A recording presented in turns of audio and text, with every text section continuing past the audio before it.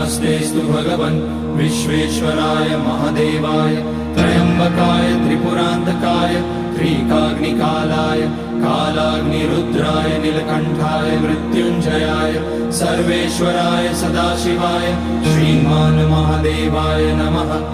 ॐ नमः शम्भवाय च मयोभवाय च नमः शङ्कराय च मयस्कराय च नमः शिवाय च शिवतराय च। ॐ त्र्यम्बकं यजामहे सुगन्धिं पुष्टिवर्धनम् उर्वारुकमिव बन्धनान् मृत्योर्मुक्ष्यमामृतात्। नागेन्द्रहाराय त्रिलोचनाय भस्माकराय महेश्वराय नित्याय शुद्धाय दिगम्बराय तस्मै नकाराय नमः शिवाय।